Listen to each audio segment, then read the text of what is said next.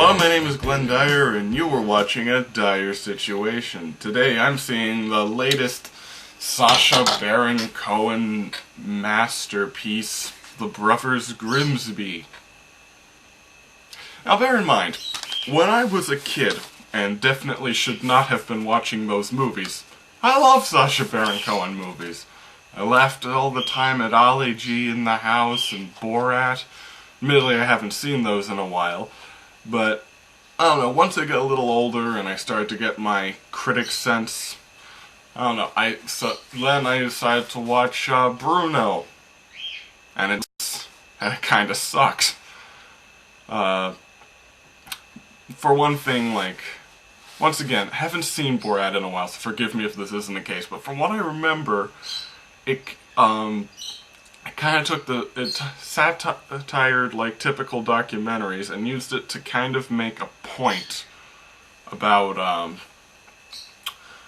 discrimination and just general attitudes, and like making a comparison between that and some people in the United States. Whereas Bruno was just like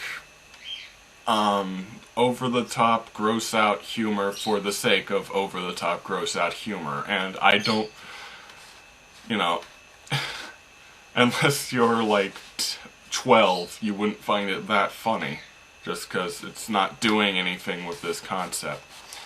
And The Great Dictator, that was more of the like typical movie, kind of more like Ali G, but I think that in its case it was almost too well written for its audience. And, you know, still, of course, includes Sacha Baron Cohen's trademarked gross-out humor thing, so I can imagine that putting off both audiences. So, I don't know, now we have The Brothers Grimsby. I'm guessing this is some sort of satire of sorts on the huge influx of spy movies we had recently. I was like, oh, my brother's a spy. But of course, it's gonna be incredibly gross. Because Sacha Baron Cohen, how can it not be incredibly gross? I didn't say funny, just gross. That's kind of what he does. So, what I'm predicting is that I'm gonna spend most of the film like this. And also, yeah, that's pretty much it. Just going to be spending most of the film like this. Let's see it.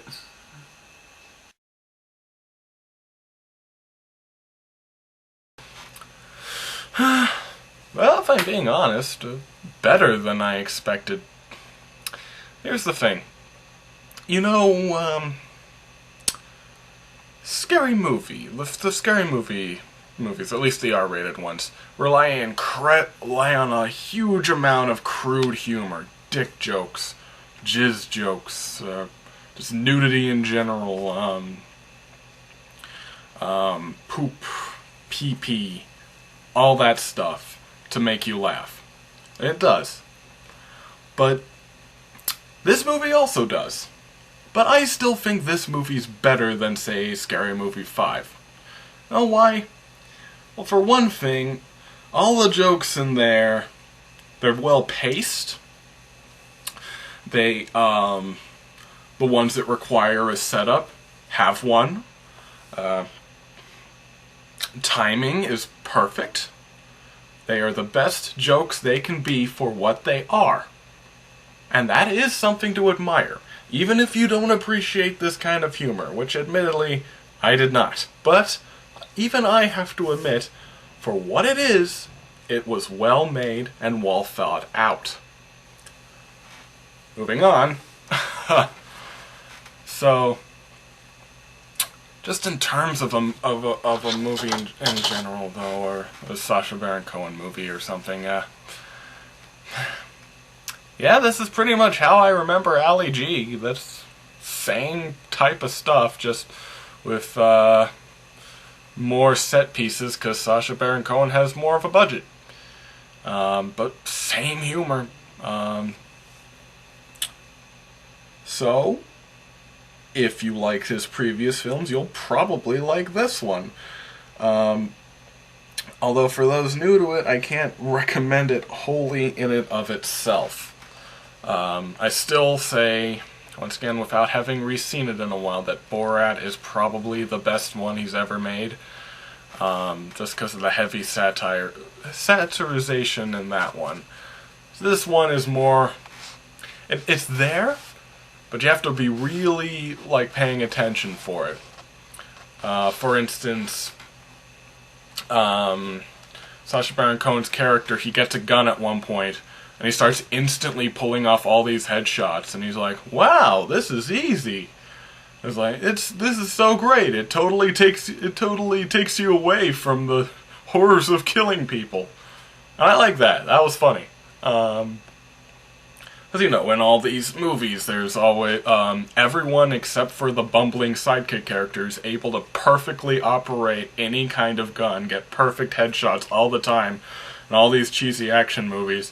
So he's reacting to that, and also kind of pointing out that especially at least in my mind, what I was getting from that is that especially in PG-13 movies, like, you have people mowing down hundreds of dudes, but, like, not caring at all, and just how monstrous that is. At least that's what I got out of it. So there were a few moments like that, and of course there's a few incredibly gross moments in order to get you to blab to your friends about it.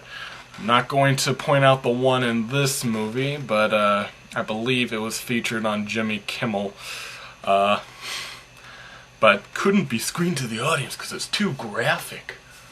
Not necessarily funny, but graphic. But as I said, I can't be too hard on it, because for what it is, it was set up, it was established, it was timed and executed as great as it could be. And that is admirable. As I said,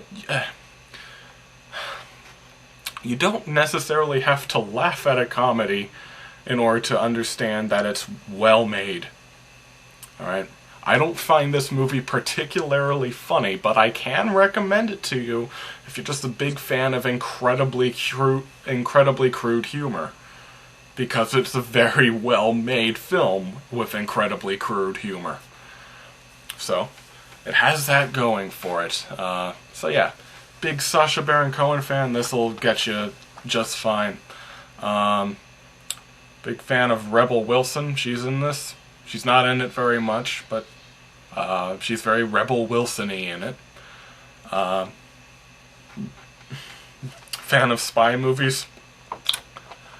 Probably not unless you cross over into those other two. So, oh, sorry. So yeah, that's really all I got to say on it. And until next time, I'm Glenn Dyer, and you have been watching A Dyer-Situation.